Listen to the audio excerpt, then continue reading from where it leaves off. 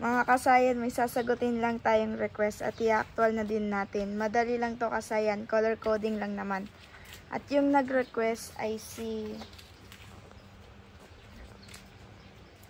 Marlon Crescencia. Kasayan, battery operated na ba yan? Pag nagpalit ng rectifier. Shout out kay Marlon Crescencia. Okay, simulan na natin. Ang una natin gagawin ay i-open muna namin to kasayan.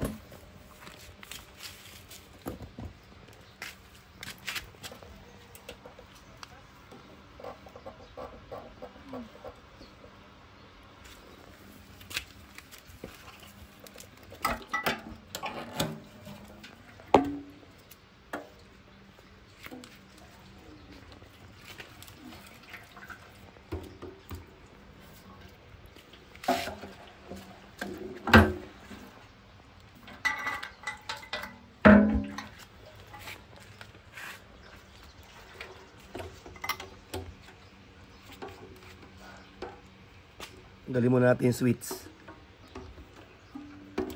para matanggal natin yung tangke. Hawakan mo. Pause tayo kasaya na, kaya siya na muna natin. Sa Diana muna magsasalita.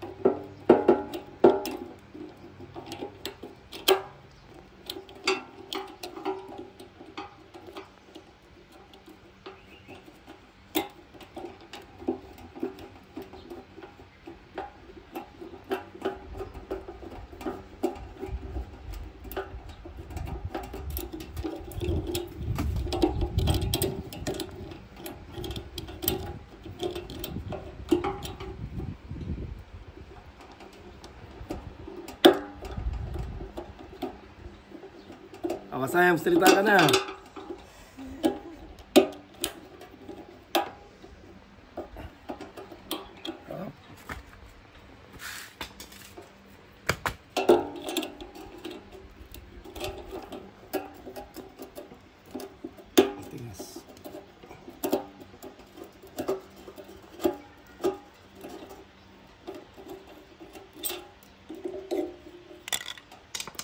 Okay, kasayan, ayan, natanggal na natin. Ito kasayan yung regulator rectifier. Oh. Ito siya wa. Basta nag-comment kung magpapalit ba tayo nito, battery operated na. Ito siya wa.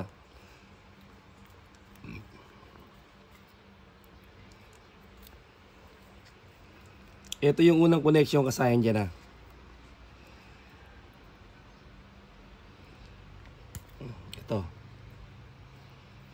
Ito, nakaruktong to dito. Yan siya ba?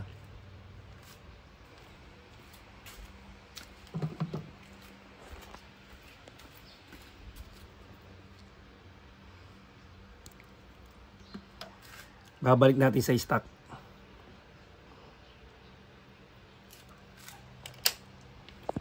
Pag binuway natin siya,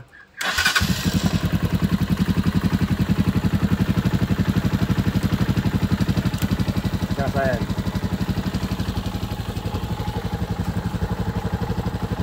Pag namatay, patay siya. Kasayan ha. Okay natin. Tapos dito sa taillight. Taillight.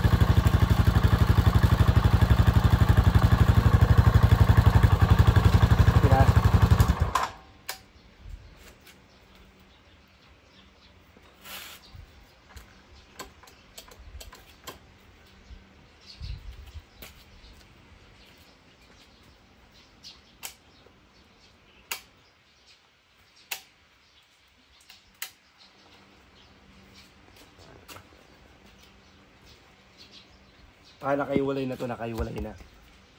Hindi na siya nakasama sa sa nakalagay na sa siya sa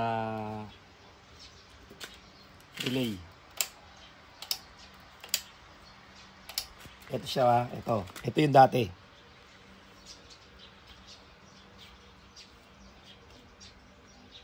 Pag tinanggal natin yan, walang ilaw. Dito nagmumula yung ilaw.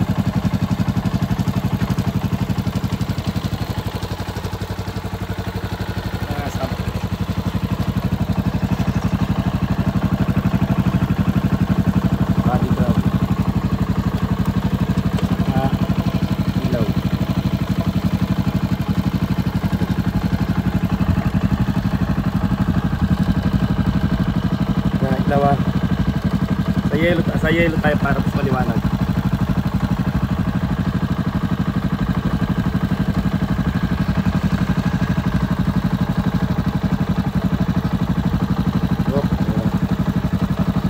Red light. Ground.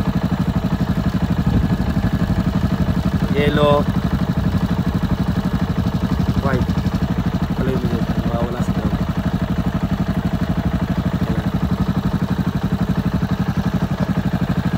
Namatay siya, binuksan natin, patay din siya.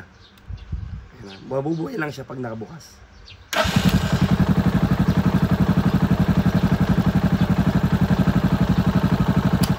Bali, regulator drive siya. Kaya natin ginanto to. Ito yun ha. Kaya ang ginawa natin dito, nandito yung linya niya. Ito. Etong isa na to, itatabi nyo na to kung halimbawa hindi nyo nagagamitin. Tago nyo lang siya rito sa loob. Kasi dati ganito yung pwesto niya eh. Ngayon, inilagay natin siya sa ginawa nating battery operated. Ito siya oh. Yan yung connection niya. Kulay niya. Ito rin yung kulay niya. Pag nilagay natin to sa battery operated, nakalagay to sa relay ha.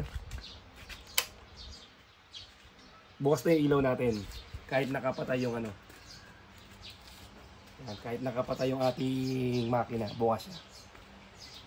Ngayon kasi ito na ngayon yung nag-comment. Ito na siya. Pag nagpalit daw ba ng regulator battery operated agad.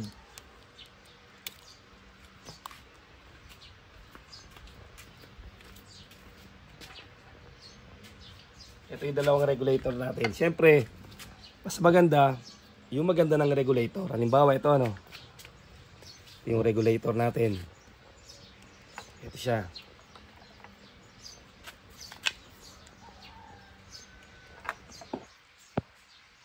Sayang, pansinin nyo yung kulay natin ha. Ayan, magkaiba. 4 lang siya.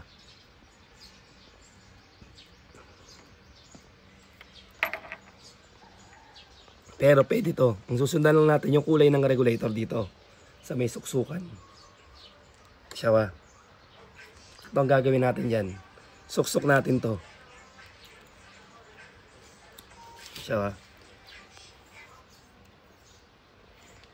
Ipapakita ko rin sa inyo kung halimbawa kung ang napili yung regulator yung ganito lang. At ito. Para makita nyo yung pagkakaiba.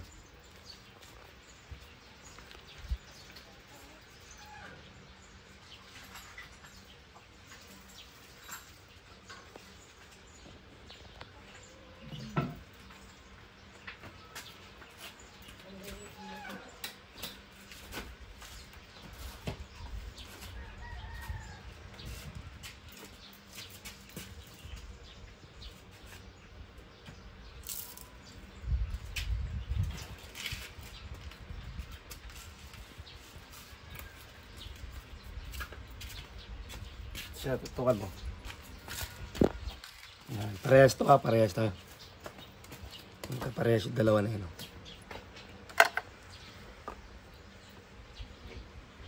Pink. Yan, taas ha. Daya na, hindi mo na. Walang magano, color coding.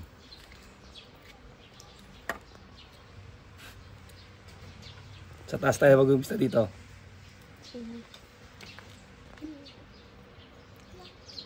Ito yun to, no? Yan. Tapat lang. Tapos next, katapi. Itong gitna hindi natin gagamitin to. Yung katabi niya ay yellow. At yung wire niya green to. Galing tayo sa pink, sa green naman eh, no? Ay. Green. Yan ang green. Green din. Tapos, sa baba yung yellow. Ito. Yellow din. Uy. Ay, pumutok. Eh, ano yun, merong supply yung red tsaka yung ano. Baka mapatukan tayo ng fuse. Ito, yung dulo, yung red. Yung green at red, merong supply.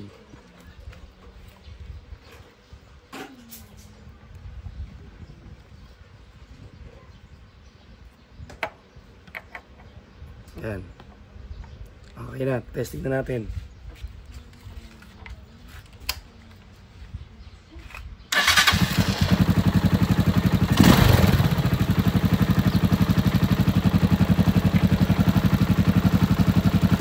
Sige na kasaya na.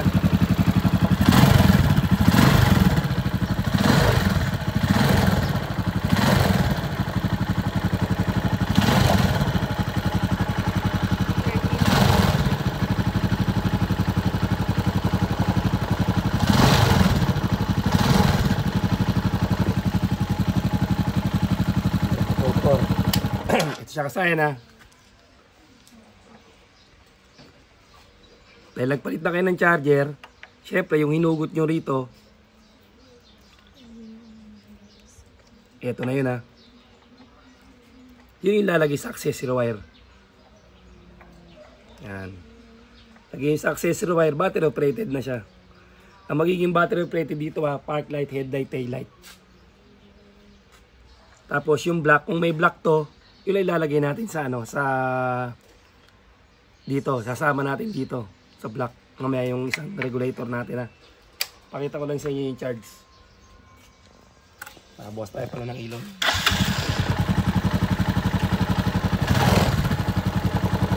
Pakita natin ilaw para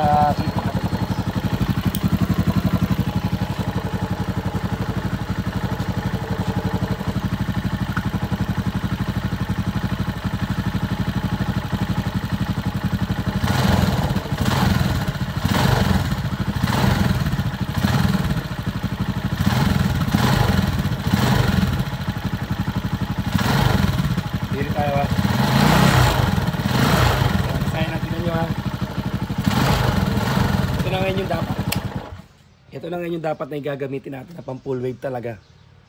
Tukan mo, ginagamit natin sa mga full wave.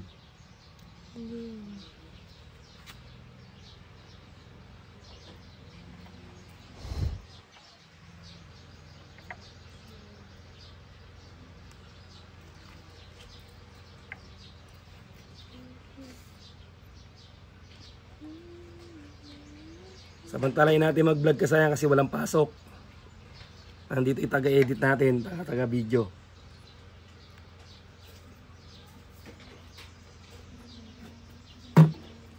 Siya kasaya no. Gamitin na natin to ha. Ganun lang uli. Tapat-tapatan nyo lang kung hindi siya magkakakulay. Pwede kayong gumamit ng socket. Ito, wala ito. Unahin natin yung taas. Pink at ano, wag pagka ganon kasayan, wag natin galawin yung ano. Pagka ganon kasayan, unahin natin yung magkakakulay.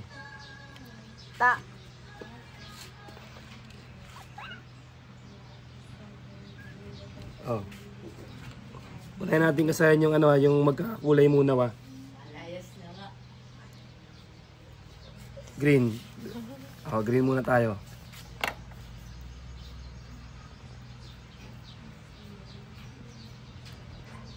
Tapos, sunod natin yung dilaw. Yan sa ibaba. Yellow din yan.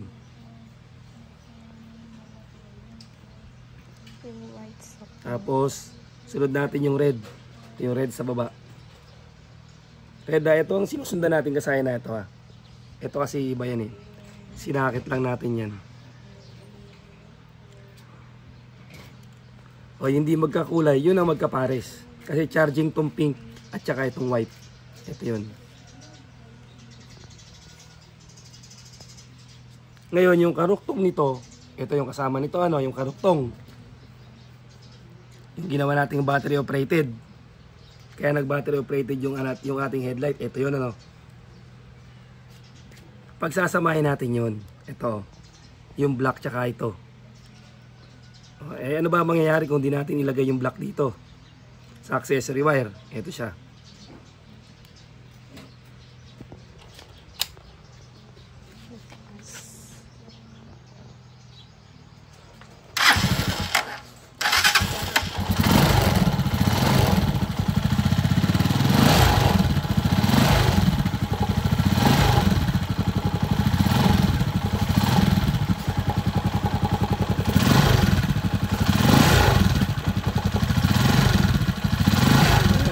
Ano mangyayari? Overcharging. Huwag na wag niyong gagawin. Kasi masisirain yung motor. Kaya motor yung ano, wiring. Wiring, yung battery, yung mga ilaw, siyang sana. Kaya kailangan, ito pagsasamahin natin. Black. Sama natin dito ha. Sa ano natin, sa tinanggal sa regulator, sasamahin natin yan.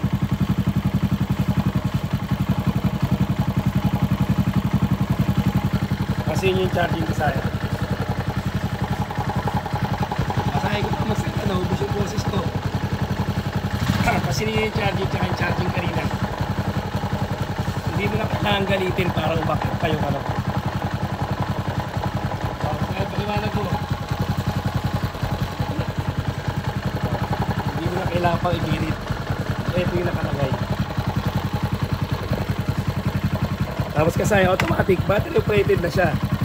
Kasi yun ang galing dito. Yung nanggaling dito kasayan, inilagay natin sa accessory wire o kung meron kayong relay, number 87 ang relay. Ayan siya. Yung reading natin, napakaganda. Pagkumpare nyo sa kanina, pag ito yung gamit natin na ano, mga charger. Siyempre, pagka full wave, alam nyo na, ito na yun. Dalawa lang yan. May isa pang maganda dito yung GR. Siya, alisin natin ha. Yung pagsasamahin natin. Siya. Tatanggal na siya ngayon. Tatanggal yung ating accessory wire.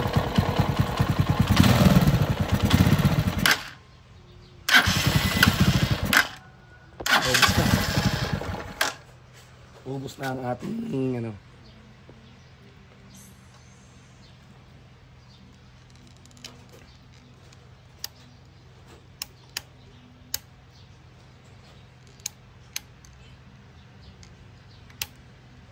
Ito yung ating accessory wire, ito yun.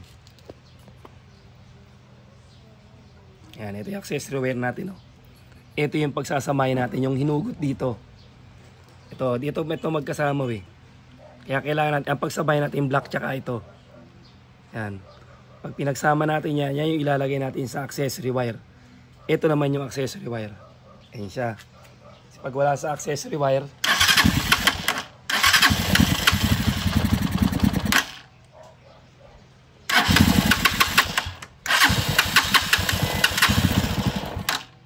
wala nang gas kasayan.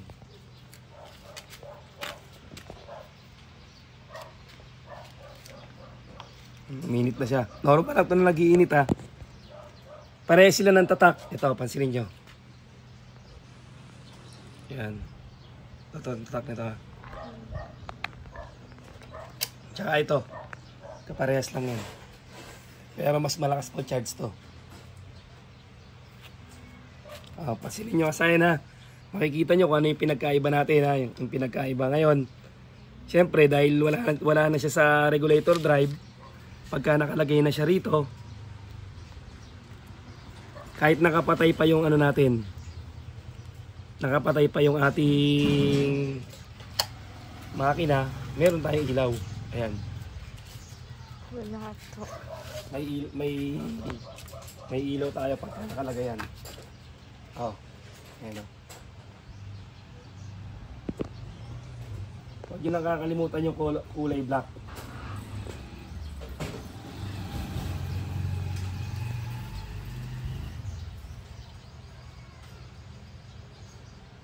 Dahil ito, kahit wala siyang black, ito, may black to eh. Kahit hindi nyo gamitin yung black, mahina pa rin talaga mag-charge. Talagang mahina siya mag-charge. Kaya yung comment sa atin ng kasayan, tama yun. Na pag nagpalit tayo ng charger, kung gantong charger ang gagamitin natin, battery operated na. Pero kung ang gagamitin nating charger ay katulad nito, hindi rin siya battery operated. Ito, pares siyempre. Ayan o. Kung ganito rin yung gagamitin natin na charger, hindi rin siya magiging battery operated. Automatic, kailangan pa rin natin hindi gamitin to. O, kung hindi natin to gagamitin, wag na tayo magpalit ng charger. Pero kung ang purpose natin, palakasin pa yung ating charging system, mas maganda. Kung papalakasin pa natin yung charger, ganito na ipapalit natin. Pinalakas natin yung charger niya. Siguraduhin lang natin yung kulay black, mailagay lang natin sa sa accessory wire. Dahil makikita nyo yung resulta, mag-overcharge siya. Pares na halos siya, no. Dito lang sila nagkatalo sa kulay. Pares sila ng tatak. Dito lang wala siya nito, wala siyang controller nito. Yung pampa fast charge. Pag nailagay nyo na to, eto, kung magba-battery operated lang din kayo, ganito lang gawin nyo ha. Kasi may nag-comment sa atin sa power up kung pwede daw ba battery operated ng Macho 175 nang di na ipa-power up nang di naka-battery operated. Hindi pwede kasayang, kailangan battery operated. Yan lang naman siya oh. Mula dito tanggalin nyo, ilipat nyo sa accessory wire. Ayan. Yung papunta lang dito ang kukunin, papuntang harness. Kasi nandito ang park light, headlight, tail light. Nasa may na to.